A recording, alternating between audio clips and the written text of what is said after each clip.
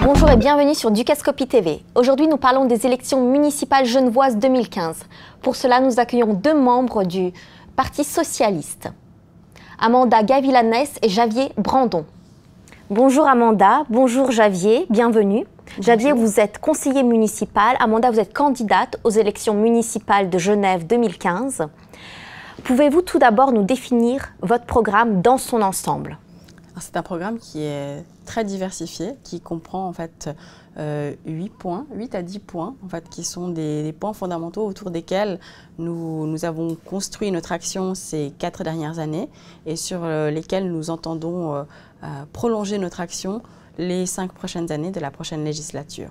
Il y a par exemple des points sur l'économie, des points sur l'égalité entre hommes et femmes, la diversité, la culture, le sport aussi. Pour la Genève, une ville pour toutes et pour tous. Nous voulons d'une ville solidaire. Nous voulons aussi d'une ville audacieuse, qu'elle soit aussi créative. Nous voulons qu'elle soit surtout combative aussi, parce que pour nous c'est important. Qu'elle aussi, nous allons nous occuper du développement durable, qui pour moi est une partie importante aussi de notre programme. Et nous voulons une ville de collaboration. Quels sont vos principaux objectifs que vous défendez durant cette campagne?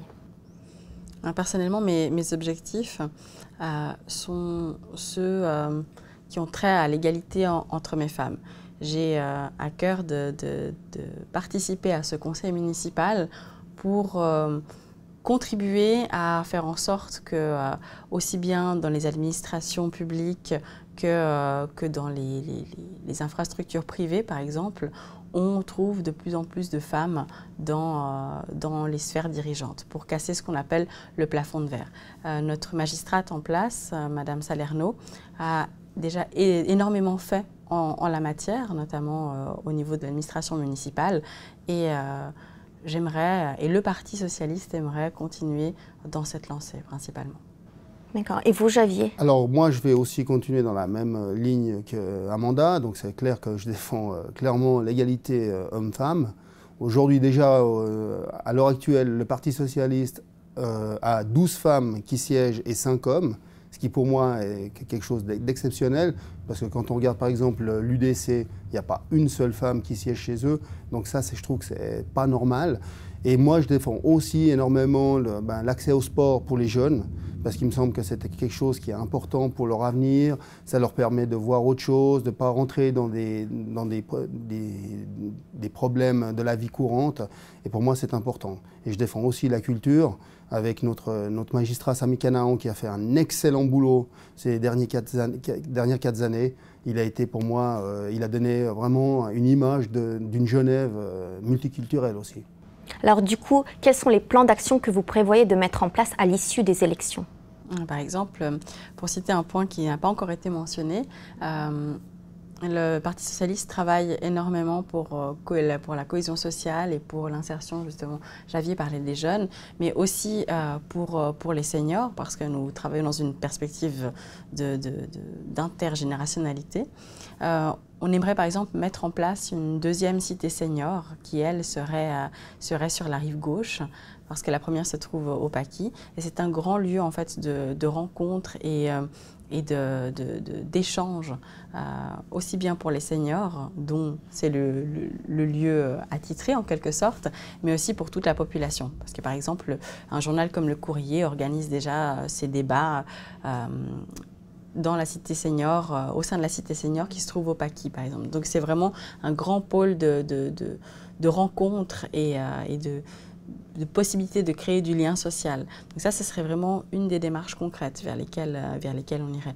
Après, pour ce qui est de l'égalité entre hommes et femmes, on irait vers une plus grande conciliation, une tentative d'avoir une plus grande conciliation entre la vie professionnelle et la vie privée, notamment en militant et en agissant au niveau du conseil municipal pour augmenter le nombre de places de crèche et des places de crèche qui soient à des tarifs abordables et qui soient en fait proportionnels au nombre d'habitants et qui répondent aux besoins de la population.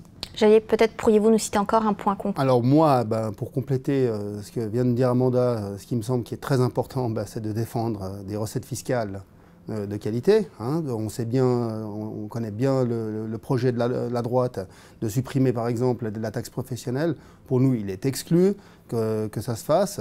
Donc nous allons défendre, donc, comme je vous dis, la fiscalité, dans le but déjà, par exemple, de maintenir des prestations complémentaires pour nos aînés. Il faut savoir qu'aujourd'hui, les aînés de la ville de Genève reçoivent en sus de l'OCPA un montant de 180 francs. Et ça, je veux dire, nous tenons vraiment à maintenir ces prestations. De plus, un de nos grands projets qui avait été à l'époque lancé par Manuel Tornard, qui aujourd'hui est conseiller national, c'est de formaliser la municipalisation des crèches. Donc on veut vraiment que tout soit intégré au niveau municipal. Et notre grand but est un enfant, une place de crèche. Pourriez-vous nous citer encore 3-4 projets que vous souhaitez réaliser? Et comment vont-ils changer la vie des citoyens?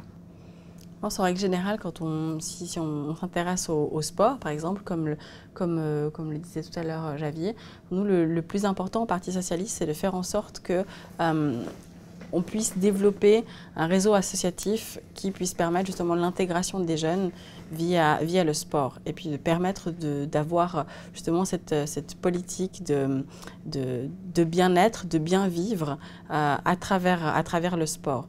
Donc vraiment contribuer à ajouter, à faire en sorte qu'il y ait davantage en fait, d'associations sportives au niveau municipal. Et là, pour faire le lien avec l'égalité. Et ces associations ont-elles les infrastructures nécessaires? Alors oui, les infrastructures existent déjà. Il y a déjà des infrastructures existantes, mais l'idée serait par exemple de créer un nouveau centre sportif aux eaux vives, par exemple, qui pourrait permettre justement de diversifier et d'agrandir le nombre d'espaces qui seraient des espaces municipaux dédiés au sport, un peu à l'image du centre sportif de la Queue d'Arve, qui lui est un centre très complet et qui est juste à côté à la patinoire et la piscine des Vernets. Et je tiens à ajouter aussi que pour nous, au Parti socialiste, il est important aussi de faire en sorte de favoriser le sport féminin, parce que le sport est souvent conçu comme quelque chose de très masculin. Par exemple, à la télé, on voit surtout du foot masculin, les tournois de tennis qui sont des tournois de tennis masculins. Et du coup, on a tendance à assimiler la pratique du sport au fait d'être un garçon. Voilà. Donc pour nous, c'est très important de désenclaver ça et par exemple de militer activement et d'agir activement pour par exemple augmenter le nombre d'associations sportives, par exemple de foot, féminines ou autres. Voilà. D'accord. Et qu'envisagez-vous d'accomplir pour l'économie et pour la culture à Genève? Qu'est-ce qu'il y a déjà et qu'est-ce que vous souhaitez réaliser? Au niveau de l'économie, je crois qu'aujourd'hui, nous avons déjà certains faits qui ont été accomplis par notre magistrate Sandrine Salerno, comme par exemple la redotation de la Fondetec à niveau de 10 millions. Donc c'est une fondation qui donne des moyens aux entreprises pour continuer à fonctionner. Nous avons aussi, à l'époque, en début de législature, nous avions déposé une initiative pour l'apprentissage, donc pour donner aux jeunes la possibilité d'accomplir des apprentissages, que ce soit au niveau de société, de la ville de Genève ou de la municipalité.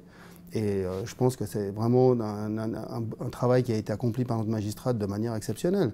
Alors après, qu'est-ce que nous voulons faire? On veut continuer à soutenir des projets par le biais de la finance aussi. La raison pour laquelle, comme je vous ai dit avant, maintenir des recettes fiscales comme actuellement, c'est primordial. Et au niveau de la culture, par exemple, on s'engage à faire en sorte que le projet de la Nouvelle Comédie voit le jour. Ça, c'est un des points principaux en fait, qu'on souhaite défendre pendant cette nouvelle législature, et surtout maintenir et augmenter les prestations culturelles telles qu'on les connaît en ville de Genève, qui sont des prestations qui permettent à toutes et à tous d'avoir un accès à la culture, qui soit un accès bon marché, parce que souvent on a cette impression que la culture est quelque chose d'élitiste, alors que pour nous, au Parti socialiste, la culture est vraiment la pierre angulaire de la cohésion sociale. C'est le prisme à travers lequel on peut réunir des gens qui sont issus de cultures et de milieux différents vers quelque chose qui les intéresse. Voilà. Un cercle commun. Un cercle commun, exactement. Écoutez, merci beaucoup. Bonne chance, bon courage pour le 19 avril. C'est bientôt, c'est là, dimanche. C'est la dernière ligne droite. Alors peut-être, si je peux me permettre, il n'y a que 17% de la population genevoise qui a voté jusqu'à maintenant. Donc voilà, c'est l'occasion aussi pour nous de venir vous dire à tous et à toutes que c'est important de voter. Donc si vous avez l'occasion de voter, allez-y. Vous avez jusqu'à vendredi pour déposer votre bulletin de vote dans une boîte postale.